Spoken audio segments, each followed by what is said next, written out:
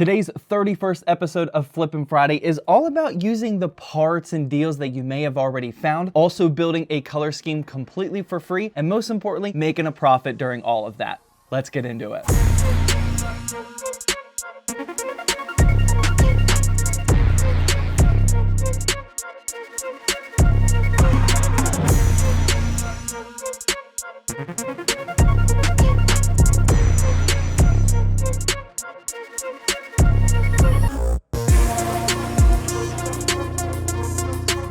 And real quickly before moving on to today's build, I wanted to take a quick second to thank today's video sponsor, which is the brand new Deepcool LT720 AIO, and these are so dope that I got both of them here. This new 360mm and 240mm AIO is rocking Deepcool's 4th generation pump design, as well as their FK120 PWM fans, which are extremely powerful, but can also be silent if you wish. This super unique geometric reflection design on the block makes builds like this look stunning, and it's a nice change from the LCD screen meta that we've been seeing lately if that's not your jam. I actually brought my personal gaming PC from home here to the studio so we can install this on here. I love the way this looks. Installation was also super simple because of the magnetic bracket and removable top cover on the water pump, and you can grab one of these for yourself or just learn more by clicking that first link down in the description. Thanks again to Deepcool for sponsoring this video and taking my own gaming PC to the next aesthetic level. We're jumping in today with an extremely budget CPU option, and I'm only using this because I already had it in the studio and because of how much I paid for it. This here is the Ryzen 3 2200G, which was the first Ryzen CPU with integrated graphics a few years ago, and honestly, you don't really see them out in the wild too much anymore. This is still a 4-core and 4-threaded chip though, with a max boost clock of up to 3.7 GHz, and it'll pair good enough with our GPU, which we'll talk about a bit later. I paid just $35 for it, which again is why I'm using it. If you want a more realistic option, then feel free to go with any of these Ryzen CPUs for a build like this. You'll even be able to pair all 3 of these options with the same exact motherboard that I'm using today. And speaking of which, here I went with a motherboard that I've honestly been using a ton lately, including in our restocked Frost Nova gaming PCs, which are available on zttbuilds.com by the way. And this is the Gigabyte B450M DS3H Wi-Fi board, which is available every day of the week for $80 brand new off Newegg. Now don't tell too many people about this, please. I rely on this motherboard a lot, but this has consistently been the best budget B450 micro ATX board on the market for a few months now. AM4 motherboards aren't nearly as cheap as they used to be in the glory days, and since this one is brand new with Wi-Fi built right in, it's hard to beat it at 80 bucks. And going back to the 2200G for cooling it, we're just using a stock Ryzen cooler that it came with, but here's where the first paint job comes into play. Instead of painting them white like I typically do, today's build theme is going to be black and red, which is the OG best color scheme for PC builds. This was back in the 2015 to 2018 timeframe. You look great. You look like a baby face. Huh? But it's gonna look great here again today. Remember that I paid $35 for the 2200G, and that did come with a cooler, so 35 bucks for a CPU and cooler is an unheard of deal. So again, sometimes you just gotta build around which parts you currently have or which ones you can snipe the good deals on. Next up we have the RAM, and this will continue our black and red color scheme nicely, as this is just the Neo Forza Faye 2x8GB kit that's clocked at 3600 megahertz. I mentioned this in a recent video, but these were on a killer deal down to $35, so I bought a bunch of these kits. Feel free to go with whichever 2x8GB 3200 or 3600 megahertz kits that you find for around $40 or so. Here's some kits that I also buy often. And to finish off this motherboard prep, we gotta put an SSD in here, and since I couldn't find any unique deals, I settled on the Team MP33 512GB NVMe drive for 30 bucks. You can occasionally find 500GB NVMe drives for around $27 to $28, but if you can't, then there's always ones like this for around $30, and here's 2 other drives that I use often for budget builds as well. But now that the motherboard is prepped and ready to go, let's work on this power supply, and we got a lot of work to do here. First up, for the unit itself, this is just another Thermaltake BM2 550 watt that I picked up for $45 new on Newegg. Not gonna keep saying the same thing over and over again. I don't believe you! PSU deals are very hard to find right now. Go with the best deal that you can find. Now, the extra work for today's power supply though is 2 things. First, we need to install some cable extensions, of course, and here I'm using the Formula Mod red extensions, and this is gonna really lock in that red and black color scheme. Now, I do kind of wish that I would have went with Asia Horse because I think the shade of red would have been a bit better, but again, this is what we had in the studio, so that's what I'm gonna use. Extensions are such an easy and cheap way to make a build stand out, so that's why I use them in almost every single build. It is sometimes difficult to perfectly match your colors if you're also using spray paint and vinyl wrap, so feel free to experiment with other brands such as Easy DIY or Asia Horse like I just said, and then just return them on Amazon if you don't need them. And speaking of vinyl wrap, that's the second thing we gotta do here, and I'm using the typical Vivid Pro carbon fiber vinyl sheet that I always use. I'll have links to this and literally everything I'm talking about in today's video down in the description. This process is pretty simple. Just remove the sticker on the side of the power supply, measure and cut the vinyl wrap, and apply it on there. And with the motherboard and power supply prep, it's time to get out the case, and here's another great deal that I found. This is the Antec NX200M that was on a killer Newegg deal down to just 45 bucks. This is a great example of why you need to be following the ZTT Deals channel in our Discord server, because we're constantly posting PC hardware deals like this, and it's a super valuable resource to any PC builder or especially a PC flipper. Before we do anything with this case though, we're gonna want to install some fans in there because it only comes with a rear 120mm black fan, and that's obviously not enough for both cooling performance and definitely not aesthetics. Because I'm an active PC flipper and I have been for several years now, naturally I've been building a collection of extra parts and components that have been just sitting around collecting dust. I've had these NZXT AER 120mm fans for multiple years now, and I've never used them because I just didn't like the black and gray color scheme. I don't know how I randomly thought of this one day years later, but these rings around the fans are actually removable, so you can easily paint these to whatever color you want. Naturally, I removed all of them and I spray painted them with the same red spray paint that I used for the CPU cooler, and here they turned out amazing. Honestly, I wish I had more of them because I'd love to see what these look like with white, blue, or maybe even green. I'm definitely gonna keep my eyes peeled for these in the future, and let me know down in the comments section if there's any other fans that you know of that have a removable piece like this that can be easily painted for budget aesthetics. And one more thing to note is that if you're installing a bunch of fans like this, you'll need some sort of PWM fan hub because most motherboards won't have enough headers for you to use. I always keep ones like this in stock in my studio, and they cost around $5 or so. But yeah, once these fans are installed, it's time to simply get the power supply and the motherboard in there, tidy up all the cables, and then we'll be good to go to install the graphics card. And once that's all done, here we are installing that, and this is also fitting our red and black theme today. This is the AMD RX 480 reference GPU, and I found this on eBay for just 50 bucks, which is yet another wild deal, perfect for this build today. Shout out again to Nemes and our Discord server for finding this deal for me, but this was actually a manufacturer's refurb from Dell that they were selling on eBay, and they actually sold 117 of them before they went out of stock. This is Spartan 117. As we'll see in the benchmarking section here real soon, the RX 480 can definitely still kick it in 1080p low to medium settings here in 2023, so honestly, I should have taken advantage and bought more of these. And with all that building completed, here's what our ultra budget red and black gaming PC is looking like, and as you can see, I paid less than 350 bucks for everything here. Again, I did have these fans on hand though, and I always have vinyl wrap and spray paint for all of my projects, so if you're following this as a guide at home, you'll have to factor that into your build price as well. And because we're using a unique and slightly older combo of parts, let's pay attention to this benchmarking section to see what that Ryzen 3 2200G and RX 480 are capable of here in 2023. As you can see, it doesn't have a problem playing easier to run titles like Valorant, CSGO, or Minecraft, but it'll start to show its age a bit with the newer titles such as Hogwarts Legacy and Elden Ring, but everything else is at least playable in my opinion. Hopefully you enjoyed this 31st episode of Flippin' Friday. Feel free to click the playlist that's on the screen now to catch up on the other 30 episodes, and I'll catch you guys in the next video.